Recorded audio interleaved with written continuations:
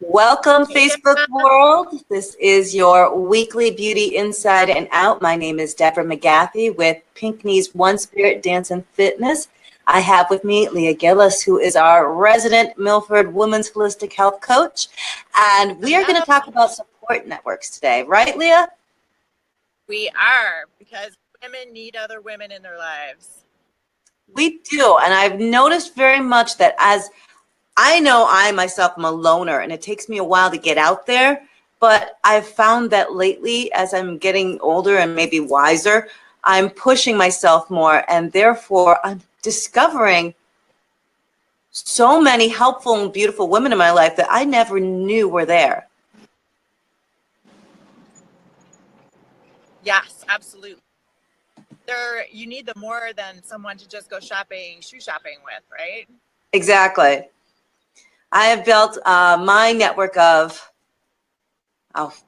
friendship and support with women through kind of challenging myself to do things that I never would have done before. For example, 10 years ago, I never would have said, oh, yeah, I'm going to be a belly dancer. And by taking myself and pushing myself out of that box, I have discovered an entire troop of women that I now dance with all the time, like at least 3 or 4 times a week, as well as perform with, that we have now woven such intricate ways of supporting each other through not just this dance, but in our lives. Yeah. It's, there's so many amazing reasons why we need a strong community of women in our lives. A sisterhood, if you will, or your tribe. I spent a great deal of my life desperately looking for a bunch of girlfriends, but found quickly that many of them were not loving and supportive.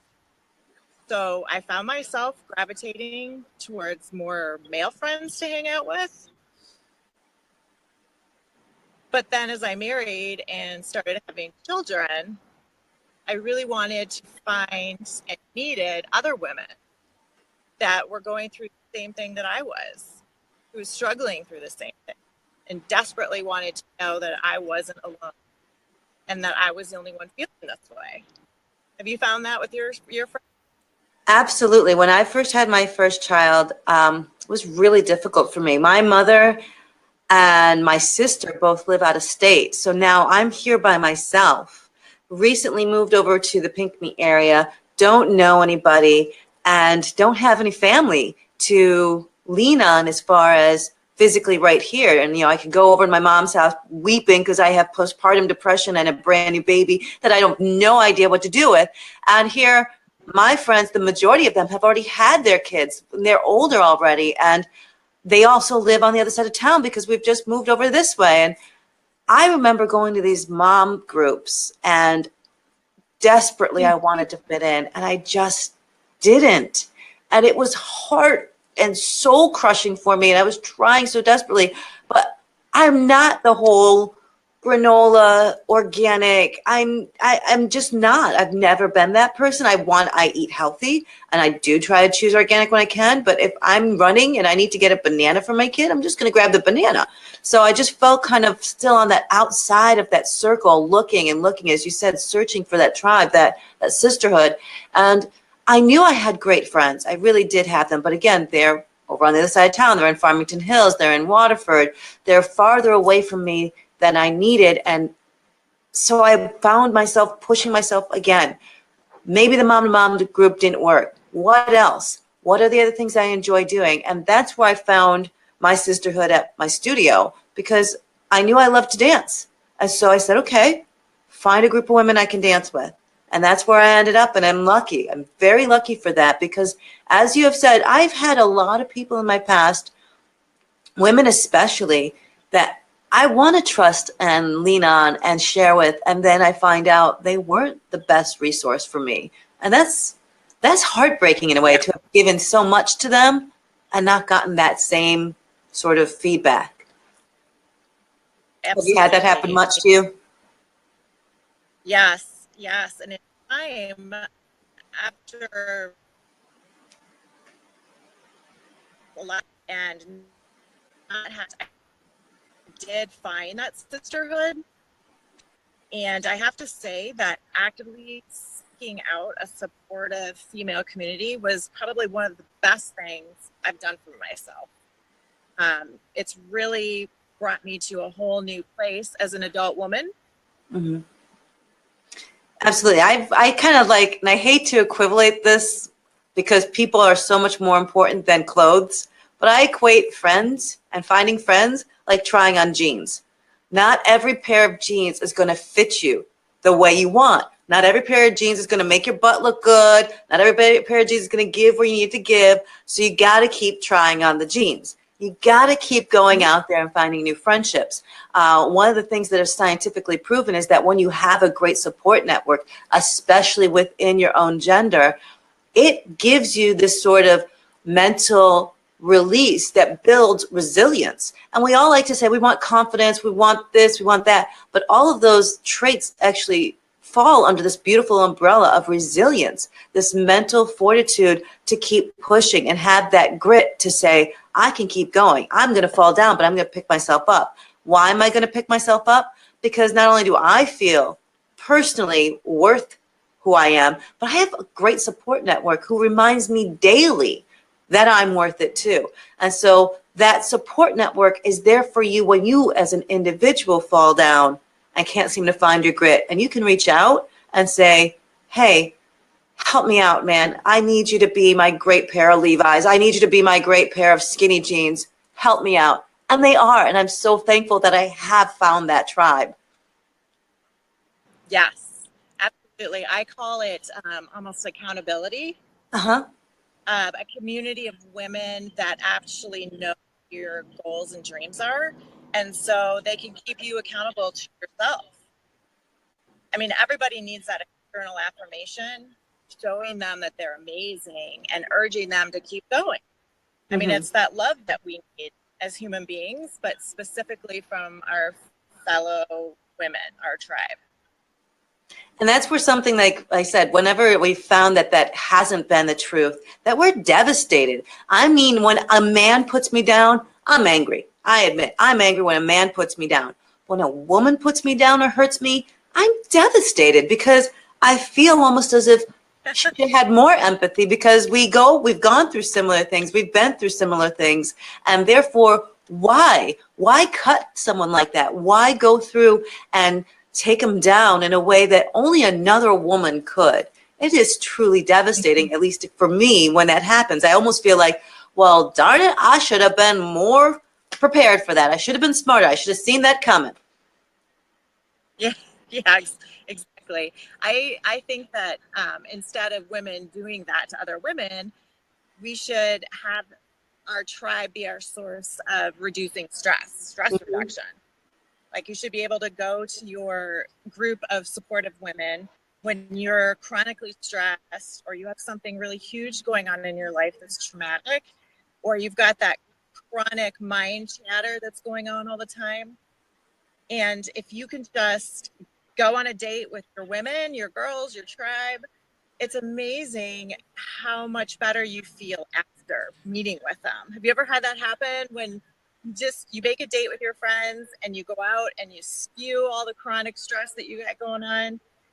And once you do that, you feel so much better after. And you bring up such a great point with that, because we all like to think if we're in a relationship that our partner, our mate, is our best friend and that we share so much with them. And that's great. We want to feel that. We want to do that. But we have to remember that our partner, our mate, cannot be the only receptacle for us to lean on, because then they're not only receiving all of our joy, they're receiving all of our toxicity. And therefore, they have to live with us, and they have to live in that environment where they are experiencing all of your stress.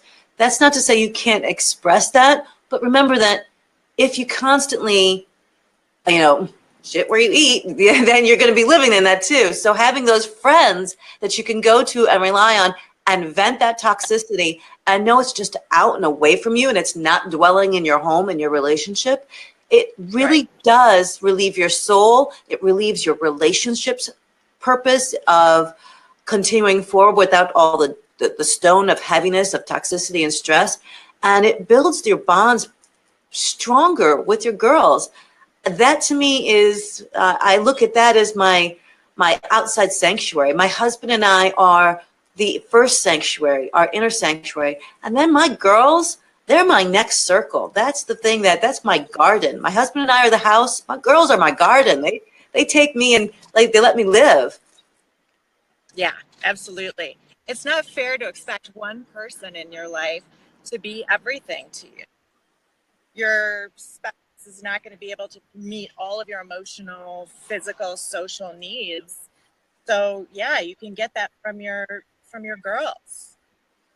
And that's the challenge, is that sometimes we as individuals forget that as we grow, things change.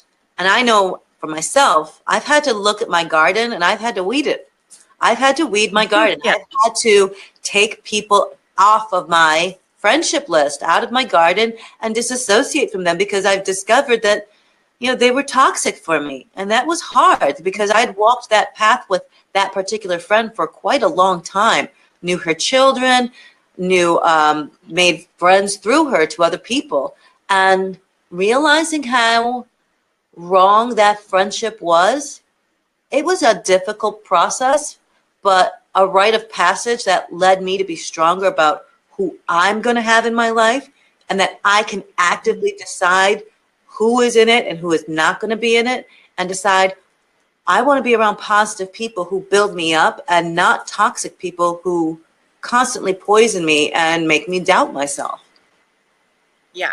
And it's okay to do that. I mean, I think as women, we feel such a loyalty to women who may have been in our lives for a long time, but we change as people and as women, and it's best to surround yourself with those who support your goals and objectives. The people you surround yourself with are who you're going to be successful, how you're going to be successful. I mean, if they have similar drive and vision in their lives, they're only going to be able to support you that much better. Absolutely. And the thing that I always say to my sisterhood in my studio, I'm a no drama girl. I am a no drama girl. There's no reason to create unnecessary drama, because if you're really living your life, there's enough drama just getting dropped in on you every day. So no drama. That's not to say you can't come to me with, a need for an ear or a shoulder to lean on, but I'm going to call you out when you're creating your own problem. And I encourage my friends to do the same to me. If I am seriously getting in my own damn way, kick me in the butt and say, move. You are literally limiting yourself. And I appreciate that. I want my girlfriends to do that. Kick me in the butt and say, move out of your own damn way. Yes. You need people to tell you the hard truth. Those are the ones that love you, and they're going to be the ones that say, hey, you are totally screwing up right now. Stop it. You're an idiot. Like those are your people. They're going to help you point out things that maybe you're too close to see clearly and you're not being objective. The people that really have your back are going to be the ones that tell you, stop being an idiot, right? Like they're going to tell you the hard truth. And the problem is that too many people see that as an attack instead of seeing it as a rescue. Because it really is. It's a rescue mission. When that friend is willing to dive in there and be blown up at for your good, for your sake, they are truly putting on their big girl panties and saying, I'm getting ready for a fight, but I'm doing it because I'm fighting for you. I'm not fighting against you. Yeah, and you can do it in a loving way too. I mean, supportive way. It doesn't have to be mean or, so that you're tearing someone down. I mean, there's so much tearing down of women in society anyway, when it should be our duty to uphold each other. And you can call someone out on something that they're doing that's not good for them, but you can do it in a supportive way without tearing anybody down. Exactly. I know that when I have to confront myself and say, Deborah, you're being an ass. They're right. Swallow it up. There's one of the things that I've been learning lately as I've been going through this journey in a relationship with my husband and my children is learn not to react. Reaction can be the worst thing for any relationship, whether it's your friend, your child, your spouse, your mate, your partner. Reacting is the single worst thing you can do instead of actively listening to what they're saying. And that's something that I've been challenging myself to do, to actively listen and not react. Yeah, that's a great point. I probably am very guilty of doing that, just kind of taking what they're saying too personally Mm-hmm. and not really thinking about what they're saying and how they're really trying to help me. So I get that. Yeah, that's a big thing. And that keeps going back to that, and we talked about this a couple of weeks ago about being actively present in your life, in your own individual life, before you can be actively present in someone else's life.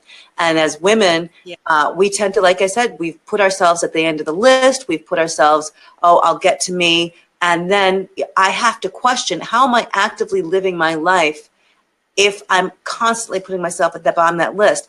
I need to be given the time to go out and sow those seeds of friendship so that I can be the best version of myself. I can be the best mom. I can be the best wife. But I can't do that alone. And my spouse can't do it all for me. So actively living my life and challenging myself to go out there and find those friendships that will feed me and I can feed them, and therefore feel that sort of cyclical renewal of purpose and love is so important to every other aspect of my life and being successful there.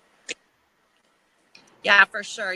The thing that worries me is that the internet and social media, here we are, have become such a large part of our day that we forget about the fruitful exchanges that we can have in person and in groups of women who have common interests. And to be able to be real and talk about real things when you're face to face and actually taking time for each other.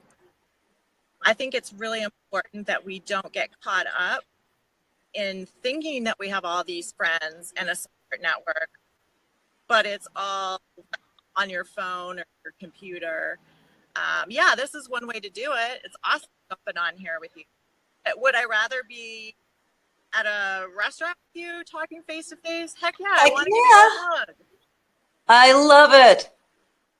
That would be so much more. I mean, obviously, this is so convenient. We live active lives with all these other things. However, making that time to see you and like giving that hug. And that's one thing you bring up, because for a long time, I've been very careful about who I let in my personal space.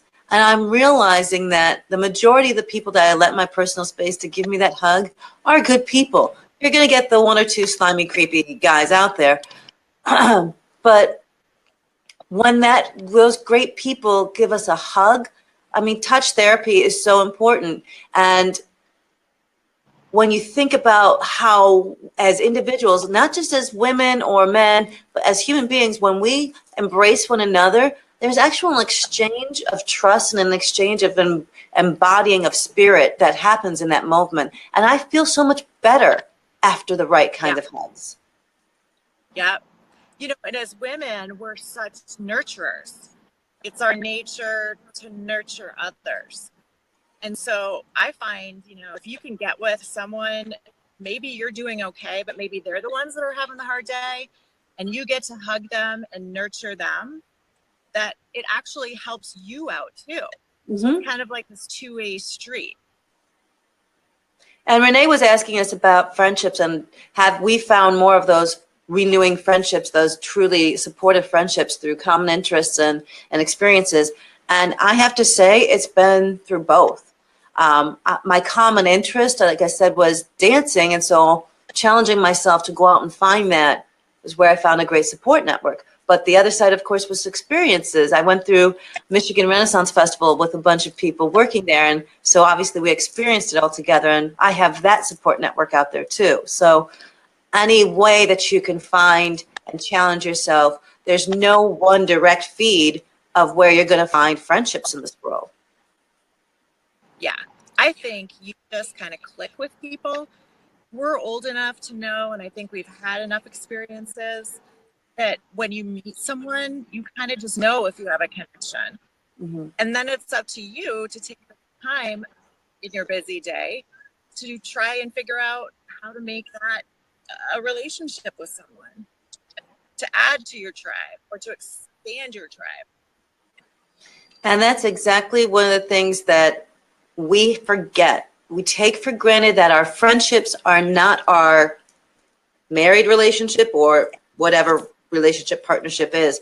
But we forget that even though it's not our married relationship, that takes just as much work as our one-on-one spousal relationship. It's just a different form of relationship, but it takes the same amount of work. It does. And sometimes people just let that part go. Mm-hmm. For women especially, because they're going to take care of their kids first. They're going to take care of their husband first. They're not necessarily going to take care of themselves. So they're not going to take care of those female relationships that are going to nurture them. And that's a shame. So we need to figure out how to prioritize ourselves and our relationships more that are going to help us get through our day, support us. So with that said, I'm going to put a challenge out to our Facebook people. One, make time for your friends once every 2 weeks. Maybe it's a lunch date, maybe it's coffee, maybe it's you guys all do something and just go for a walk. Just find once every 2 weeks time for your friends. And if you could do it more than that, that's even better. The second challenge I would put out there is make a new friend. Try on some more jeans because you never have too many. If they're the right people in your life, that's never going to be too many. So let's get out there, let's make some friendships, and let's make sure that we caretake the ones we have, because there's a great saying actually in Girl Scouts. It's make new friends, but keep the old. One is silver and the other gold. So let's go out there and make some new friends and caretake the old too. Love it. And let us know in the comments if you all have a special sisterhood or tribe that you rely on and how they help you out day to day. Fun to share that stuff. Just let us know. Yeah, because it's helpful for everybody to know how other people are maintaining their friendships, because maybe they're onto something and I could use that with my friends, because you never have enough ways to say thank you to your friends either. So thank you so much, Leah. I really appreciate your time today. Everyone out there, this is Beauty Inside and Out. We'll be back next week. Let us know if you have any questions, comments, or ideas for a show topic you want us to talk about. And we will see you next Monday at noon. Take care. Awesome. Take care, everybody.